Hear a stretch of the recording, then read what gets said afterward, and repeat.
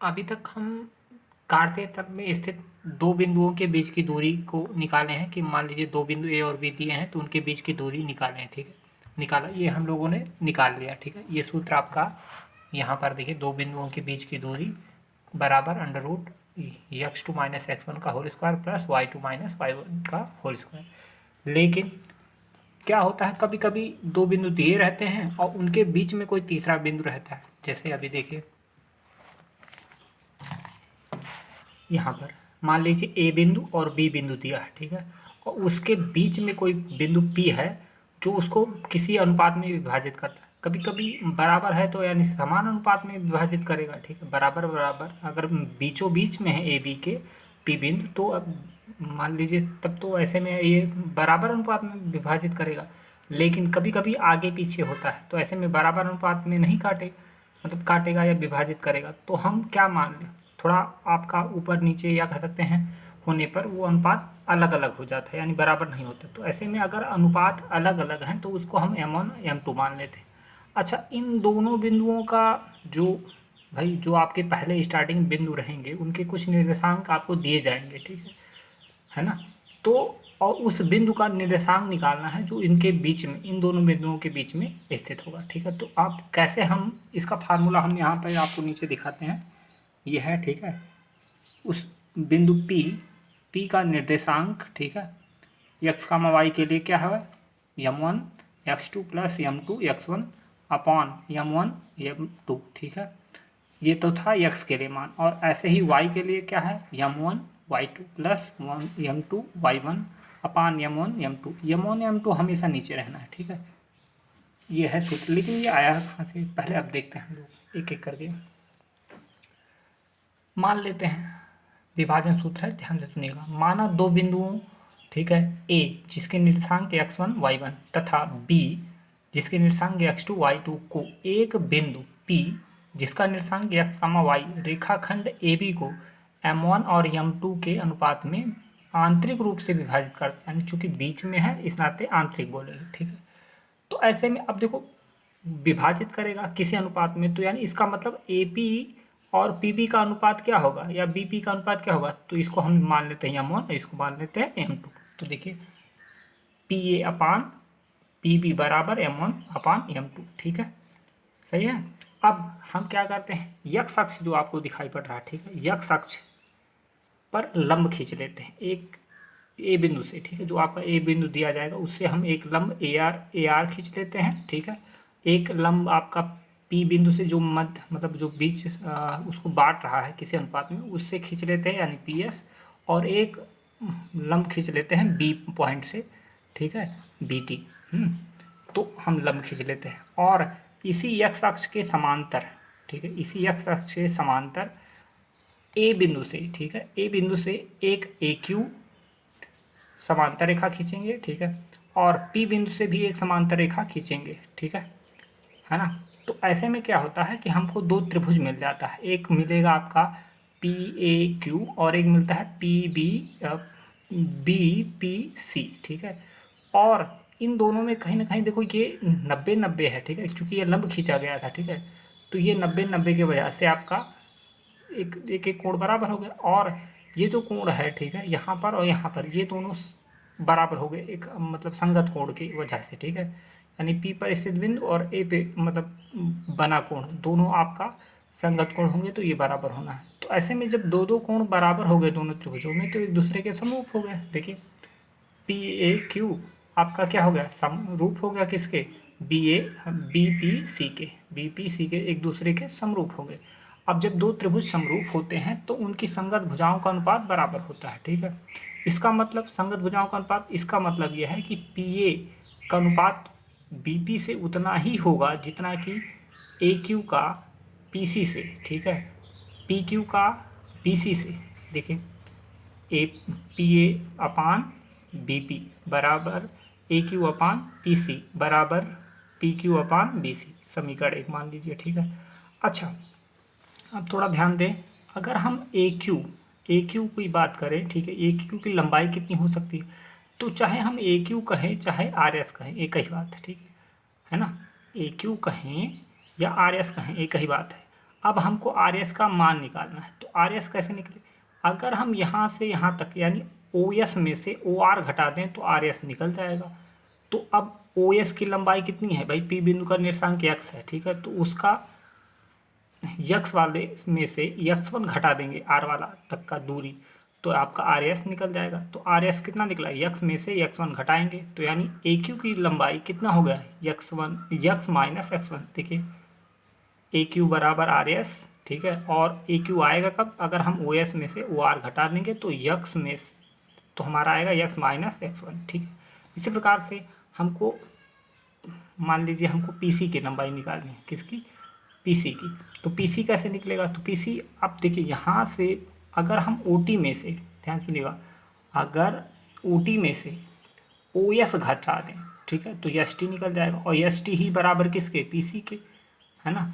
तो इसका मतलब यक्स टू माइनस एक्स घटा दें हम, देखिए पी सी बराबर एस टी, और एस टी निकलेगा कब, अगर हम ओ टी में से ओ एस घटा दें।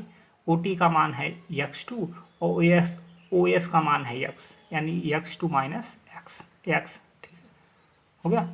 अब हम लंबाई देखेंगे पी क्यू की, ठीक है।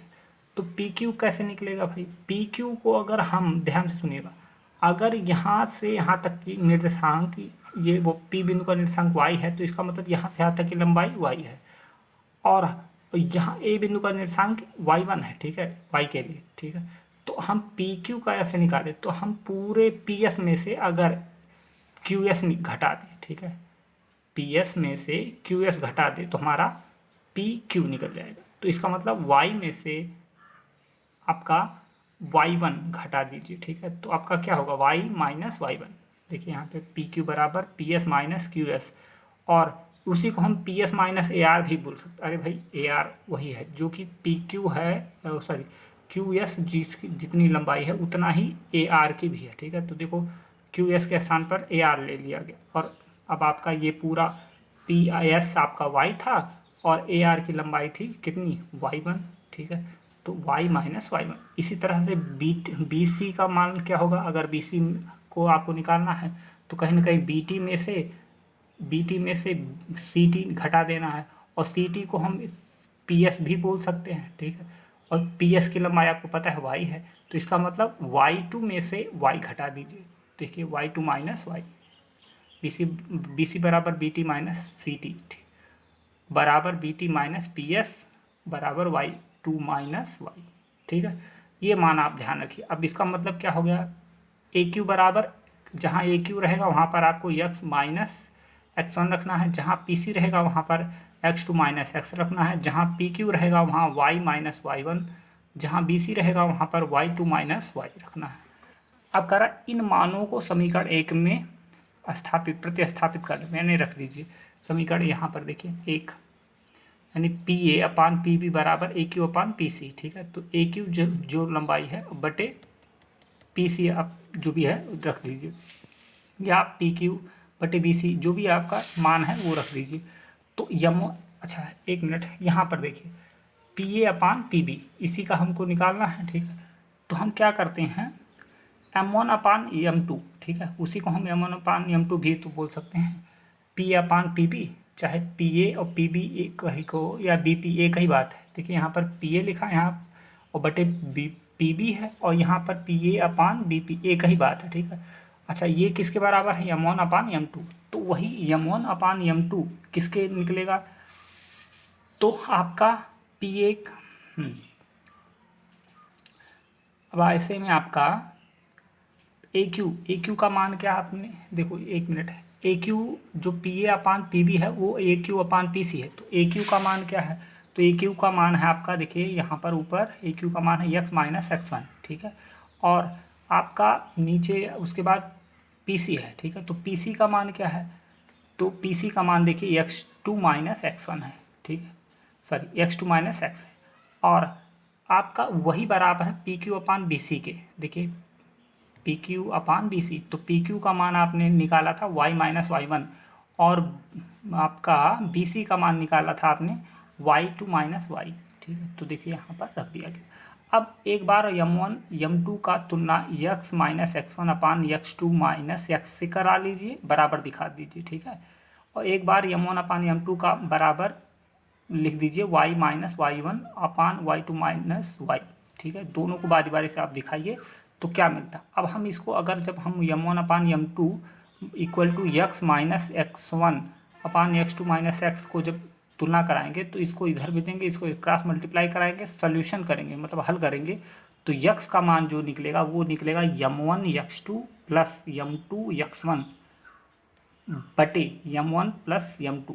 ये रहेगा P बिंदु का x के लिए मान। इसी पे आप m1 x2 और m2 x1 का मान और m1 m2 का मान रखेंगे जब जो दिया जाएगा आपको क्वेश्चन में, तो उसको जो सॉल्व करेंगे आप, ठीक है, तो वो जो निकलेगा वो x के लिए निकलेगा मान, ठीक है। P बिंदु का x का निर्देशांक निकल जाएगा। अब इसी प्रकार जब आप m1 m2 का बराबर दिखाएंगे कि इसके y माइनस y1 अपान y2 माइनस y के, ठीक है, तो आपका क्या, और इसको जब इसको भी आप क्रॉस मल्टीप्लाई कराइए, ठीक है, उसके बाद फिर आप सोल्यूशन करेंगे लास्ट टाइम, तो y का मान निकलेगा m1 y2 plus m2 y1 अपान m1 m2, ठीक है। ध्यान रखिए m1 y2, m1 है तो y2 रखना है और प्लस m2 है तो y1, और नीचे हमेशा m1 प्लस m2 रहेगा, ठीक है। इस प्रकार से हम कहेंगे। अच्छा, ये जो निकला ये y बिंदु का मतलब वो P बिंदु का y के लिए मान निकला, ठीक है। इस तरह से हम कह सकते हैं। अतः वो बिंदु जो P था जो बीच में स्थित था उसका निर्देशांक क्या होगा, यानी x, y के लिए आपका निर्देशांक है m1 x2 plus m2 x1 अपान m1 m2। ये तो था x के लिए, और y के लिए उसके बगल में कावा लगा के m1 y2 plus m2 y1 अपान m1 m2, ठीक। ये था विभाजन बिंदु का सूत्र। अब मान लीजिए एकदम बीचों बीच में स्थित है वो बिंदु एकदम, ठीक हो, बीचों बीच में। मान लीजिए अभी यहाँ तो ऊपर नीचे था, ठीक है, तो अनुपात अलग अलग हो रहे थे, लेकिन अगर मान लीजिए एकदम बीचों बीच में है तो ऐसे बीचों बीच में यानी अनुपात बराबर होना है। अनुपात बराबर यानी जैसे 2/2, मतलब 2/2 का अनुपात है, 2/2 का अनुपात मतलब 1/1 हो गया, ठीक है, या 3/3 का अनुपात है तो यानी 3/3 का अनुपात मतलब 1/1, तो यानी बराबर, यानी m1 m2 बराबर हो जाएंगे, ठीक है। मान लीजिए कह रहा है कि मध्य बिंदु, अब ऐसे में रेखाखंड के मध्य बिंदु, ठीक है, यानी बीचों बीच में अगर वो बिंदु स्थित है, कह रहा है, देखिए सुनिए, यदि कोई बिंदु P बिंदु A जिसका निर्देशांक x1 y1 तथा बिंदु B x2 y2 जिसका निर्देशांक को मिलाने वाले रेखाखंड को बराबर अनुपात, ठीक है, बराबर जिसे ऐसे 1:1 या 2:2 या 3:3 के अनुपात में विभाजित करता है, ठीक है। अगर बराबर अनुपात में विभाजित करता है इसका मतलब क्या, m1 m2 बराबर है, ठीक है। तब हम क्या कहेंगे, हम रेखाखंड के मध्य बिंदु प्राप्त करते हैं, ठीक है। अगर वो बराबर अनुपात में विभाजित करेगा तो हम कहेंगे वो जो बिंदु होगा वो ठीक बीचों बीच में होगा, ठीक है, एकदम मिड पॉइंट। तो ऐसे में उसका सूत्र क्या है, तो बस कुछ नहीं, जहाँ पर आप वही पुराना वाला सूत्र है आपका विभाजन वाला, ठीक है, कि आपको क्या करना, इस बार आपको क्या करना है, सब कुछ वही है, बस m1 m2 को एक ही ले लेना है, चाहे m2 के स्थान पर m1 को ही ले लीजिए और चाहे दोनों जगह पे आप m2 लिख लीजिए, ठीक है। फिलहाल हम जैसे मान लीजिए हमने जहाँ जहाँ m2 है वहाँ पर हमने m1 लिख दिया, ठीक है, क्योंकि दोनों बराबर हैं आपस में, ठीक है। तो देखो हमने क्या किया, m1 x2 plus m2 x1, तो उसको m2 के फिर हमने m1 लिख दिया, ठीक है, m1 x1, ठीक है, और नीचे वहाँ m1 फिर प्लस m2 था तो लेकिन उसको हमने m1 लिख दिया, ठीक है, क्योंकि हमेशा आपको दोनों को सेम लेकर चलना। ऐसे इस y वाले में भी है m1 y2 plus m2 y1, तो हम क्या करेंगे, m1 y2 वैसे रहेगा और m2 के स्थान पर m1 लिख लेते हैं, और y1 ऐसे रहेगा, m1 प्लस जो m2 था उसको m1 कर लिए। अब ऐसे में क्या होगा भाई, देखो दोनों में से m1 m1 कॉमन हो जाएंगे, देखिए m1 यहाँ पर भी है यहाँ पर भी है, तो ऐसे m1 कॉमन हुआ तो यहाँ बचा x2 प्लस x1, और नीचे देखो m1 प्लस m1 तो यानी 2m1, ठीक है। अब m1 m1 कैंसिल कर दीजिए, ठीक है, तो आपका क्या बचा, x2 प्लस x1 अपान 2, ठीक है। और उसी को हम ऐसा भी लिख सकते हैं, क्या लिख सकते हैं, x1 प्लस x2 बाई 2, ठीक है। अरे भाई आगे पीछे आप लिख सकते हैं, दोनों एक ही है। उसके बाद अब y के लिए थोड़ा सा चले आते हैं भाई, ऐसे इस वाले में क्या है, m1 कॉमन हो गया, तो m1 कॉमन हुआ तो y2 प्लस y1 बचा कोष्टक के अंदर, और नीचे m1 प्लस m1 यानी 2m1। अब फिर m1 m1 ऊपर नीचे कट गया, बचा क्या, 2 नीचे बचा, ऊपर बचा y2 प्लस y1 अपान नीचे बचा आपके 2, और इसी y2 प्लस y1 को हम ऐसा भी लिख सकते हैं क्या, y1 प्लस y2 और पूरे के बटे 2 है। बस ये आपका है विभाजन बिंदु का निर्देशांक, ठीक है। अतः मध्य बिंदु विभाजन बिंदु नहीं, मध्य बिंदु का सूत्र है, सॉरी। अतः मध्य बिंदु P का निर्देशांक, ठीक है, x1 प्लस x2 y2 कामा y1 प्लस y2 y2। क्या करना आपको जो अनुपात देगा उसका कोई ध्यान नहीं देना, बस आपको जो दो बिंदु दिए जाएंगे ए बी, इस वाले में मतलब जो आपका मध्य बिंदु का अगर पूछेगा तो आपको क्या करना है, जो बिंदु दिए जाएंगे आपको ए और बी, ठीक है, उसके निर्देशांक जो दिए गए हैं उन्हीं का उपयोग कर लीजिए, x1 y1 x2 y2 का, ठीक है।